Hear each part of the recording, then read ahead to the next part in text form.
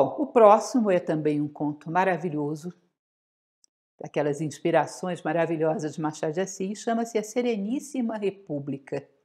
É um conto que trata de um assunto muito atual. Quando temos problemas, pensamos em mudar os modelos políticos, as tendências políticas, as posições políticas, as instituições, e não pensamos em mudar o homem, como se isso fizesse alguma diferença.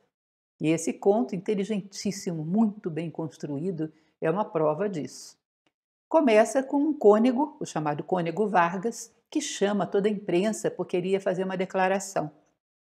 Ele tinha visto no Globo que um cientista inglês estava descobrindo a linguagem de alguns insetos. E ele, antes que isso fosse proclamado como verdadeiro, ele chama a imprensa porque ele queria que o mérito fosse do Brasil, que ele tinha feito muito mais do que isso. Ele tinha descoberto a linguagem de uma espécie de aranhas. Ele diz: sei que vocês vão considerar absurdo, mas a aranha é um dos animais, um dos insetos mais industriosos que existem. Não é como a formiga, não é como outros insetos que só retiram do homem. Ela trabalha constantemente, produz as suas redes, enfim, é uma obra de engenharia, e eu descobri uma espécie delas que tem o dom da fala. Ele explica que um dia estava no seu jardim e encontra uma aranha bastante curiosa, que tinha uma cor vermelha muito brilhante, com uma faixa azul na diagonal.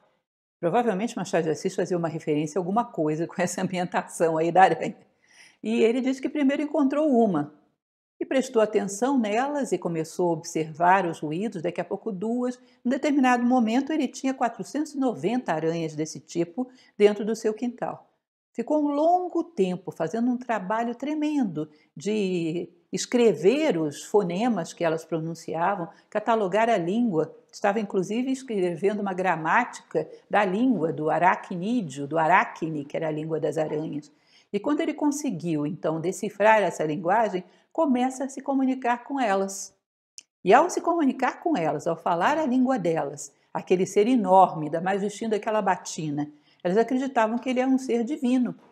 E ele começou a organizá-las, a ajudá-las a se organizarem para ter uma vida melhor em comunidade. Começaram a obedecer os preceitos dele. E ele diz que elas tinham recentemente se organizado politicamente e que ainda estava o processo um pouco incerto, mas que ele via que elas, com o tempo, chegariam a uma boa ordem.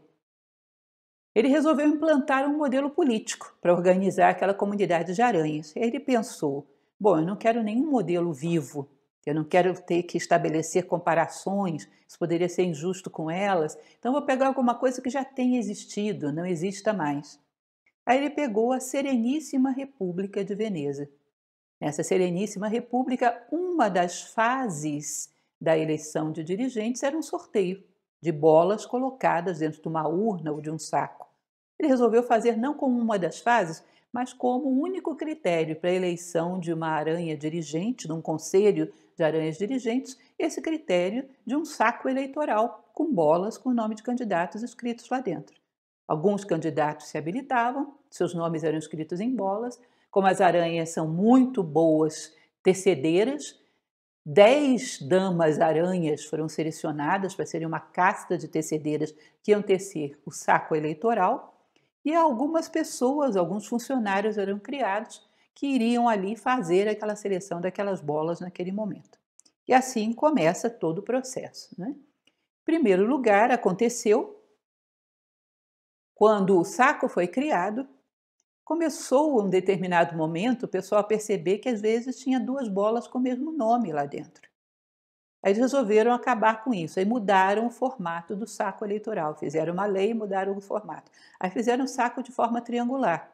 Aí eles perceberam que sempre uma bola ficava mais baixo, podia dificultar aquele candidato, e aí fizeram outro modelo, voltaram a fazê-lo quadrado. Aí começaram a perceber que também, às vezes, os nomes eram colocados incompletos lá dentro. Isso é uma coisa curiosa, faltava uma letra, faltava outra, aí ninguém era eleito. Aí mudou-se novamente a lei. Criou-se uma lei que haveria um oficial interpretador e que, quando uma bola fosse retirada, faltando uma letra ou outra, ele e um grupo de pessoas podiam decidir se aquela bola correspondia àquele candidato. Mas aí, num determinado momento, havia bolas, todas elas incompletas, e uma das bolas foi retirada e faltava a letra final.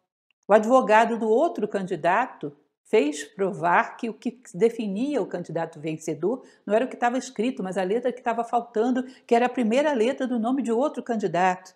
Enfim, forjaram novamente uma fraude. Eles mudaram a lei. As aranhas começaram a fazer, para que não houvesse mais esse problema, proibiram bolas com nomes incompletos e, para terem certeza disso, pediram que elas fizessem o saco de um fio fino, que se pudesse ver as bolas lá dentro.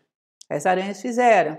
Aí o que acontecia? Um candidato subornava o oficial que tirava a bola. Quando ele pegava uma bola, ele fazia assim, ele soltava.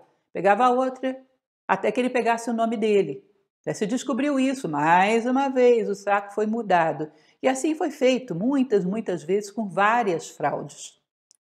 Até que, num determinado momento, uma das aranhas mais sábias ali daquele grupo, de nome Erasmus, chegou para as aranhas tecedeiras, as 10 aranhas que eram as tecedeiras oficiais, que estavam novamente fazendo um novo saco para evitar uma nova fraude, e disse para elas: vós sois as Penélopes do nosso reino.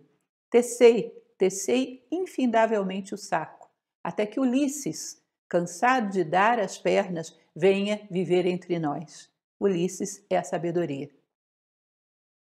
Eu acho lindíssimo. Percebam que é uma ironia perfeita. Você muda milhões de vezes o saco eleitoral. Se você não muda o caráter dos seres humanos, se Ulisses, trazendo a sabedoria, não chega para cada ser humano, as mudanças institucionais, mudança da forma do saquinho, ou da tendência ideológica, ou seja lá o que for, são inúteis se você não muda o homem.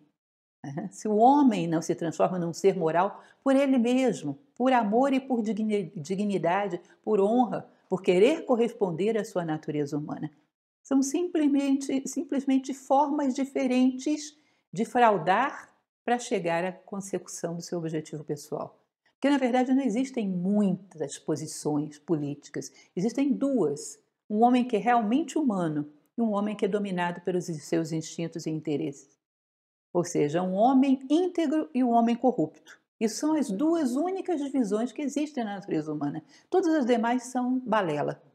Enquanto você não tiver homens íntegros, nós vamos ter que ter muitas gerações de aranhas tecedeiras para fazer sacos eleitorais diferentes. E quem acha que vai resolver através de soluções externas vai continuar prorrogando o processo de chegada de Ulisses dentro de si próprio.